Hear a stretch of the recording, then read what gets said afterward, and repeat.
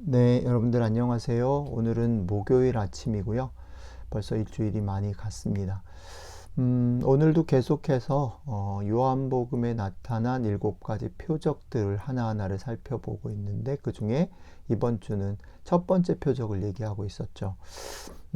첫째 날은 제가 그 스토리 자체에 여러 가지 그런 질문들을 던지면서 얘기를 했고, 어저께는 그 요한복음의 맥락 속에서 뒤 이어지는 니고데모의 시각으로 그 사건을 다시 보는 그런 이야기들을 얘기했는데요.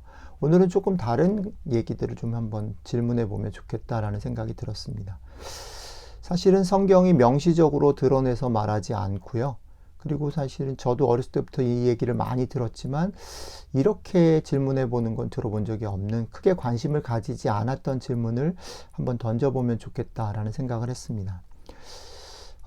그 질문은 뭐냐면, 가나 혼인잔치가 일어나고 난 다음에, 그러니까 물이 포도주가 되고 난 다음에 그 잔치 안에서는, 그 잔치 안에 있었던 사람들에게는 어떤 일이 일어났을까라는 질문입니다. 우리는 어렸을 때부터 많은 동화나 그런 애니메이션, 그러니까 만화 영화 같은 걸 통해서 해피엔딩 얘기를 듣고 자랐죠. 그리고 어쩌면 어른이 된 지금도 그 영향권 안에 있는 것 같아요. 그래서 성경의 얘기를 읽어 나갈 때에도 그런 패러다임 안에서 자유롭지 않다라는 생각을 좀 해봅니다. 하지만 저는 동화를 들을 때도, 만화 영화를 볼 때도, 성경을 읽을 때도 이 부분이 늘 궁금했어요. 그러니까 예를 들어서 동화에 나오는 어떤 왕자님과 결혼한 공주님, 그들은 행복하게 살았더래요로 끝나잖아요. 그런데 행복하게 살았더래요, 그 다음은 뭘까? 결혼하고 난 다음에 아기를 낳고 기르면서 여전히 행복했을까? 부부싸움은 안 했을까? 그 공주는 고부간의 갈등은 없었을까? 왕궁 안에서 사는 일들 속에서 온갖 암투가 있었을 텐데 그건 어떻게 해결했을까? 이런 엉뚱한 질문들을 좀 한번 해보는 거죠. 왜냐하면 우리가 살아가는 삶이라는 것은 사실은 그 이후를 계속 살아가야 되잖아요. 구원을 받았음에도 불구하고 그 이후를 살아가는 거죠. 해피 엔딩으로 엔딩 됐으면 좋겠는데 그렇지 않은 게 우리의 삶이기 때문에, 만약에 동화에서처럼 해피 엔딩 이유를 말하지 않고 동화를 끝내면 늘 뭐가 남냐면 그 동화랑 내 삶은 달라라는 생각이 남는 거예요. 그런 면에서 저는 성경이 이렇게, 성경도 읽어버리면 성경은 우리가 생각하고 기대하는 우리의 의지와 상관없이 여기 우리의 삶과는 뭔가 스르르 멀어져 버린다라는 거죠. 그래서 오늘 제가 나누고 싶은 질문은 뭐냐면, 성경의 이야기를 여기 지금 우리의 삶의 자리로 끌어와서 한번 읽어보면 어떨까라는 생각입니다. 자, 질문을 한번 더 던져볼게요. 만약에 여러분들이 그 잔치의 자리에 있었다라고 생각을 해보죠. 그러면 여러분들은 어떤 걸 느끼고 그 잔치에서 어떤 것을 즐겼을까요? 제가 저 자신에게 이 질문을 한번 던져보면서 생각을 계속 이어나가는데 흥미로운 사실을 떠올렸어요. 어쩌면 제가 제자도 아니고 그냥 거기 잔치에 참석한 한 사람이었다라고 생각할 때, 어쩌면 저는 포도주가 떨어졌다라는 사실조차도 몰랐을 것 같다라는 거예요. 왜냐하면 본문 속에서 포도주가 떨어졌다라는 사실을 아는 사람은 되게 소수죠. 예를 들면 어머니 마리아, 그리고 결혼식의 엄마 아빠 정도. 왜냐하면 거기 보면 그걸 전체 진행하는 연회장도 그 사실을 몰랐던 것으로 설명되잖아요. 그죠?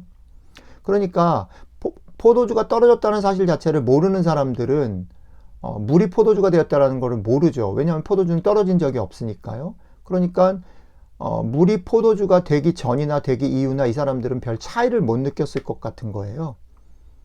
그냥 결혼잔치가 파장이 안 나고 그냥 계속 갈 수도, 갔다라고 생각했을 수도 있겠다라는 거죠. 그런데 그 생각을 하고서 생각을 해보니까 요한복음이 얘기하는 다른 표적들하고 이 첫 번째 표적이 차이가 있는 거예요. 생각해 보시죠. 오병이어 사건, 또 신하의 아들을 고치신 사건, 풍랑을 잔잔케 하신 사건이나 보지 못한 일을 보게 하신 사건들을 한번 떠올려 보세요. 그 사건은 명명백백하게 거기에 있는 사람들이 목도하게 되는 거죠. 그 사람들이 못 먹을 것 같았는데 먹게 되잖아요. 그죠? 앞을 못 보던 사람이 눈을 보게 되는 거죠. 풍랑이 잔잔케 되어버린 거예요. 그러니까 명명백백하게 드러나서 그걸 부정하기 어려운 그런 사건이라면, 그래서 그 사건들의 결론들 속에 보면 모든 사람들이 놀랬거나 뭐 하여튼 그런 어떤 반응들이 그 말은 그 사람들에게 다 드러났다라는 거죠. 그런데 이 첫 번째 사건은 아주 소수의 사람들에게만 드러난 거예요. 대부분의 많은 사람들은 아예 그 사실을 모르고 넘어가 버린 사건이라는 거죠. 재밌지 않습니까? 이 사건 속에 대부분의 사람들은 잘 몰랐을 확률이 높은 사건이라는 거죠. 아까 말씀드렸던 것처럼 연회장도 그걸 잘 눈치채지 못했기 때문에 그건 더 확실해지는 겁니다. 그런데 재밌는 게 뭐냐면 이런 소수의 사람만이 알게 된 이 사건에 대해서 성경이 설명하면서 두 가지 얘기를 하는데, 하나는 물떠다 날른 하인들은 알더라 라는 언급을 하는 것하고요, 마지막에 제자들이 그걸 보고 믿더라, 이 두 가지를 얘기하는 거예요. 뭘 나타낼까? 이건 뭐냐면 처음 표적이라는 게 하나님 나라의 이런 성격을 혹시 나타내고 있는 건 아닐까라는 거죠. 뭔 말입니까? 이건 드물게도 소수의 사람들을 위한 교육용 이벤트였을 수도 있다라는 거죠. 제자들을 위한 아주 소수의 사람들. 이걸 우리의 삶에 조금 적용해 보면 이런 거 아닌가 생각이 들어요. 예, 맞습니다. 하나님의 나라라는 것은 어떤 경우에 있어서 명명백백이 드러나는 것일 수도 있지만, 어떤 경우에 있어서는 그 성격이 모든 사람에게 감지되는 보편적인 것이라기보다는 어떤 면에서 개인적이고 주관적이고 신비한 어떤 부분들이 분명히 있습니다. 그렇죠? 여러분들이 하나님의 나라의 그 기쁨과 축제를 맛본다라는 것이 대단히 주관적이고 개인적인 신비한 부분이 있다라는 거죠. 그 맛을, 멋을, 아름다움과 신비함을 여러분들이 경험하고 알았다고 해서 여러분들이 살고 있는 세상이 확 뒤집어지지 않을 수 있다는 거예요. 그죠? 여러분들이 같이 더불어 살고 있는 사람들은 그런 일이 있는지 일어나는지조차 관심도 없고 아예 느끼지도 못하고 지나갈 수도 있다라는 거예요. 그들에게 이게 진짜라고 증거를 들이대기도 쉽지 않다라는 거죠. 그렇지만 역설적으로 그것을 맛본 사람, 그것을 아는 사람, 그것을 느끼고 경험해 본 사람들에게는 이건 돌이킬 수 없는 강력한 것이라는 거예요. 그게 하나님 나라의 중요한 특징이라는 거죠.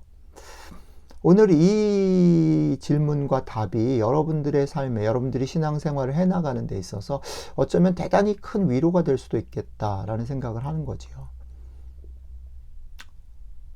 여러분들이 그 맛을 아는 것, 그러나 그 맛을 알매도 불구하고 세상은 여전히 변하지 않는 것 속에 여러분들이 있을 수 있다는 거죠. 놀라지 마시라는 거지요.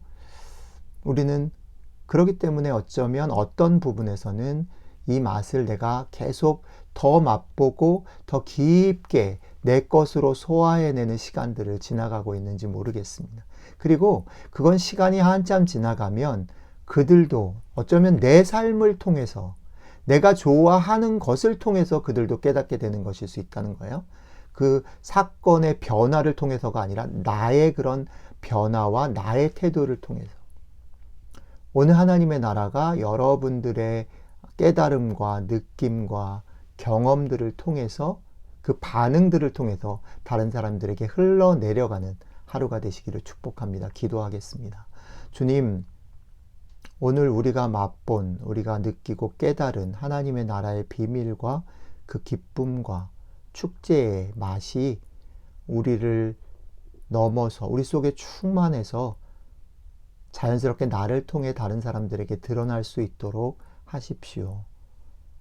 우리에게 그런 기쁨의 나라로 초대해 주신 우리 주 예수님 이름으로 기도드렸습니다.